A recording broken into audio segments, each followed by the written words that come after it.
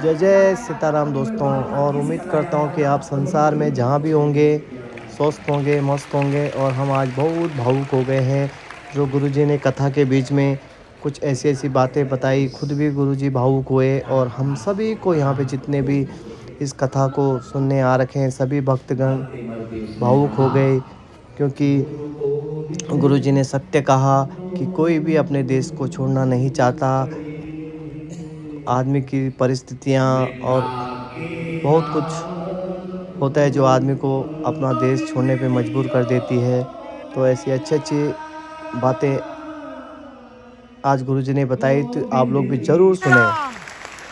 आपके न्यूजीलैंड जैसा हमारा भारत हो जाए, ताकि न्यूजीलैंड के लोग भी कम से कम घूमने ही सही भारत आए।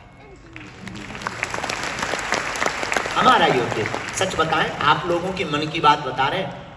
कोई नहीं चाहता कि हम भारत से दूर। कौन चाहता कि वो गलियां छोड़े? कौन चाहता कि माता पिता की छांव छोड़ के यहां आए?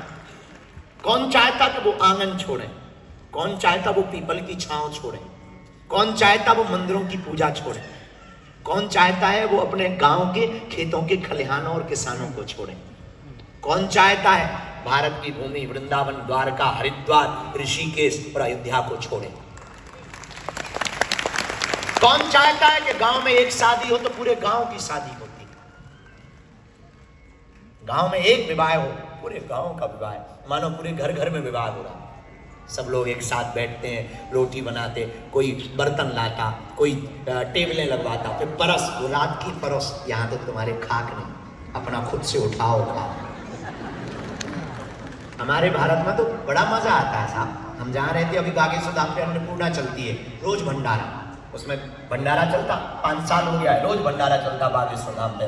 उसमें क्या मजा आता हमारे वहाँ में। तो आज हम सुबह से बहुत मिस कर रहे हैं, बहुत याद कर रहे हैं बागेश्वर धाम को, अन्नपूर्णा को, भारत को, वो गलियों को, वो माता की छाँव को, वो पिता के प्यार को, वो चाचा की डांट को, वो गाँव के पीपल को, वो देवी मंदिर जाने को, वो बागेश्वर हनुमान जी की आरतियों को, वो बागेश्वर धाम पर परिक्रमा लगाने को, वो अन्नपूर्णा में भंडारा वितरण को। क्या अद्भुत भारत है, इतना प्यारा भारत। वहां पर भारत में भंडारे भी क्या गजब के होते हैं। पंगत होती है रात को, शाम को पंगत होती है, लेकर बैठ जाते हैं। और देखा कि रायता वाला आ रहा तो पहले ही रायता, और देख और देख और देख, इधर इधर। वो मजा अलग है। रायता पी करके फिर से रायते वाले को बुलाना, छाछ पीकर फिर से छाछ वाले को बुलाना, वो पूरी गरम पूरी के लिए इंतजार करना।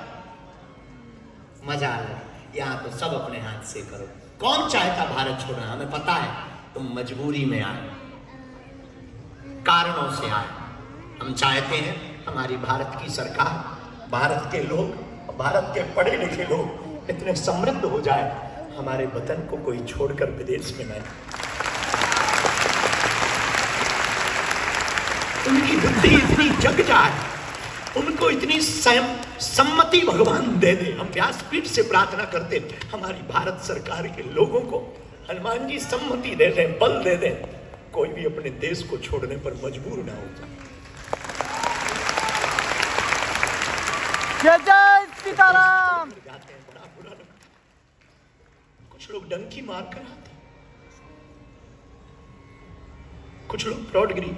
कल हमको बाहर एक पंडित जी मिले, आंखों में आंसू आ गए। विदेश आए थे वो कमाने के लिए, पूजा पाठ करने के लिए।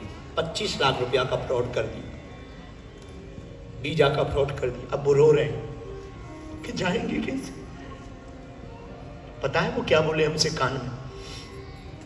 प्राण छूट जाए, एक बार हमें भारत जाना है, हम वहां लौटना चाहते वृंदावन।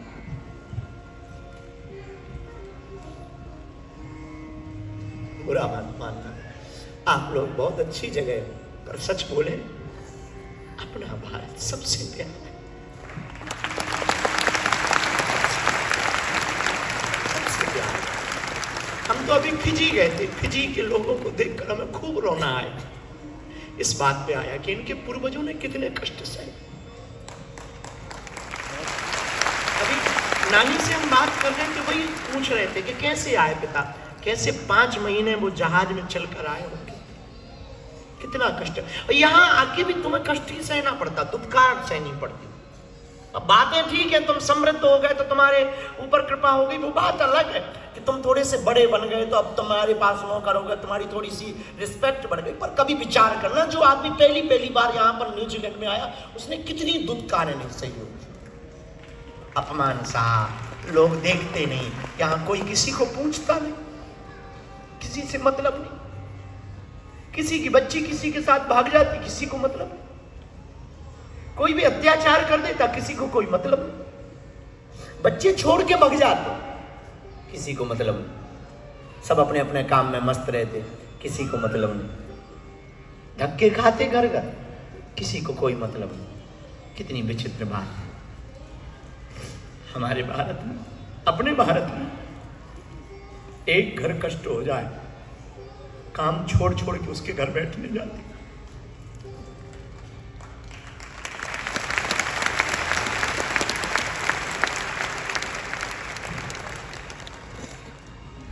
बहुत प्यारा है भारत, जहां देश को आजाद कराने के लिए भगत सिंह ने फांसी को भी चुनी।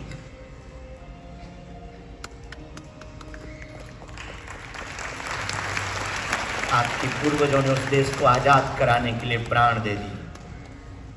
हम लोग लड़ते, सब कुछ करते, पर अंत में एक हो जाते। हम लोग भारतीय बहुत प्यारे, कितना कष्ट सहा हम लोगों, कितनी दुत्कारें से। हम तो आज सुबह से बहुत अपनी माँ को बहुत याद कर रहे हैं, भारत माँ को भी कर रहे हैं और अपनी माँ को भी कर रहे हैं। भूखे से अपना भारत अच्छा,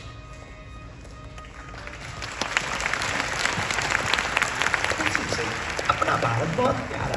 यहाँ सब कुछ है पर प्रसन्नता नहीं, संतुष्टि नहीं। यहाँ आदमी मशीन है, तुम मशीन की तरह जीते हो, और फिर भी तुम्हारा जैसा बाबरा कोई नहीं होगा, फिर भी तुम राष्ट्र के लिए सोचते हो। सब अपने में जिए जा रहे हैं, पर तुम्हारी भी गलती नहीं, तुम्हारी भी मजबूरियां बहुत। यहाँ आदमी खाने पीने में ही दिन निकाल देता, व्यवस्था करने में ही दिन निकाल देता। हम तुम्हारी मजबूरी को समझते हैं, पर कभी भी भैया तुम समृद्ध, जितने लोग इस देश में समृद्ध हो गए, हमारी प्रार्थना है अपने से नीचे वालों के हाथ को मत छोड़ो। तुम कुछ देना मत, हम बहुत स्पष्टवादी हैं, तुम कुछ देना मत, पर हमारी तुमसे प्रार्थना है तुम किसी को कुछ दो मत, पर कम से कम किसी का सांत्वना तो दे दो, डानस तो दे दो, कुछ मत दो। यहाँ जो लोग रहते हैं उनको भरोसा तो दे दो। बुरा ना मानना, तुम्हें लगता होगा कि तुम बहुत अमीर आकर के इस देश में, बहुत से लोग विदेशों में इसलिए जाते हैं, जब वहां जाएंगे पैसा बहुत कमाएंगे, फिर रोते हैं, क्योंकि इस दुनिया में कुछ भी आसान नहीं, कुछ भी सरल नहीं। लेकिन हमको बुरा तब लगता जब दिल्ली की खबर छपती है एक प्रतिष्ठित न्यूज में, और खबर ये छपती है कि बेटे ने फोन लगा करके विदेश से कह दिया, अमेरिका से, कि मैं माँ के अंतिम संस्कार में नहीं आ सकता हूँ, मैं पैसा मनी ऑर्डर करके भेज रहा हूँ, तुम लोग ही माँ का अंतिम संस्कार करो। तब पीड़ा होती, तब फिर दिल हमारा फटता है कि उस माँ ने तो नहीं कहा कि मैं पेट से इसको जन्म नहीं दे सकती, उसने तो 9 महीने कष्ट सहे, उसने तो तुम्हें जन्म दिया, उसने तो नहीं कहा कि मैं जन्म नहीं दे सकती। पर तुम आज समृद्ध हो गए तो तुम माँ को भूल गए। और बुरा मत मानना न्यूजीलैंड के पागलों, तुम माँ को भी भूल गए, भारत माँ को भी भूल गए। वरना हमें आने की क्या जरूरत, कथाएं तो हम भारत में भी कर लेते, भीड़ तो भारत में बहुत, वहां भी कष्ट कम नहीं हुए। हमारे इतने दिन सेवा, 16 साल दरबार लगाते हुए भी अभी भी भारत खुशहाल थोड़ी हुआ। अभी भी हमें वहां बहुत गली गली में काम करना है, अभी भी हमें गांव गांव के लोगों में काम करना। इसलिए पिछले दिनों हमने अपने जन्मोत्सव पर प्रण लिया कि अब हम भारत में हवाई जहाज या ट्रेन से धर्म को नहीं बचा सकते, अब हम भारत में पैदल यात्रा करेंगे, क्योंकि हमसे अमीर बहुत मिल लेते, गरीब नहीं मिल पाते। आप लोग तो बहुत सरल तरीके से बैठ गए इतने नजदीक, भारत में बेचारे हमारे लोग हमारे इतने पास भी नहीं बैठ पाते, वो 2-2 किलोमीटर दूर बैठ पाते। 10-10 लाख की भीड़ में हमें बहुत कष्ट होता है।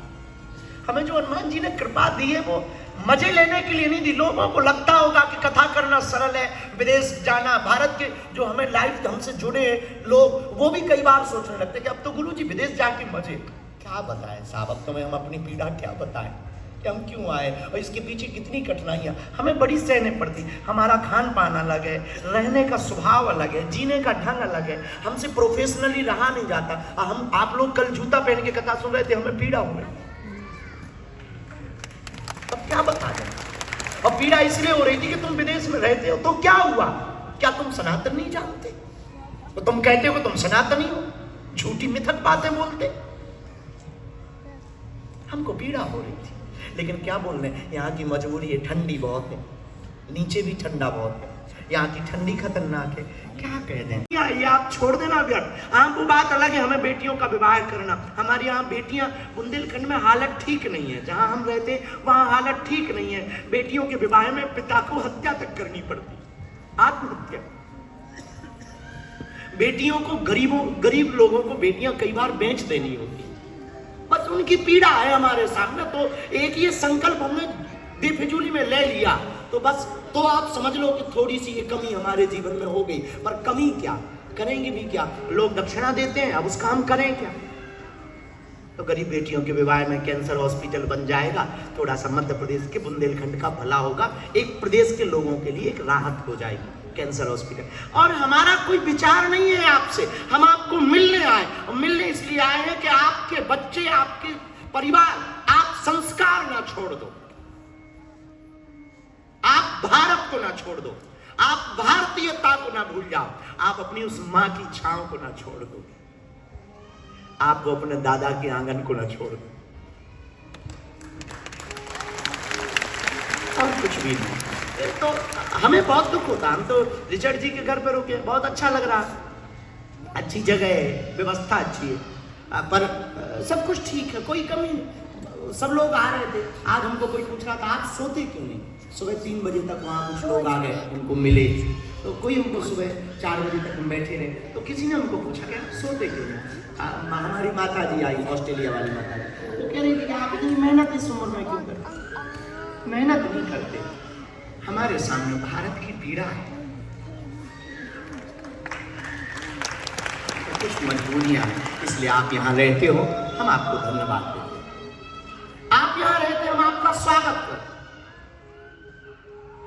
आप यहाँ रहते, हम आपको खूब साधुवाद करते, लेकिन हमारी प्रार्थना है आपसे और हाथ जोड़ करके आपसे निवेदन है, किसी भी हाल में अपने देश को मत भूल जाना। और यहाँ रह करके, चाहे वो फिजी के लोग हों, चाहे वो भारत के मूल निवासी हों, आप हिंदुओं की मदद करना मत भूल जाना। अपने ईगो के चक्कर में कि किसी ने मुझे पूछा नहीं, मुझसे जाना नहीं, देखा नहीं, मेरा सम्मान नहीं किया, इस चक्कर में तुम सनातनियों का साथ मत भूल जाना। लेकिन आज हम बहुत उस, ठीक है क्या कहें, माँ तो आखिर माँ होती ना, चाहे वो भारत माँ हो पाए, चाहे जन्म देने वाली माँ हो, कौन रह पाएगा माँ के बिना। पर आप लोग मिले, हमको बहुत अच्छा लगा। आज तो कथा करने का हमारा सुबह से मन भी नहीं, आज तो लग रहा था एक एक करके सबको मिल लें,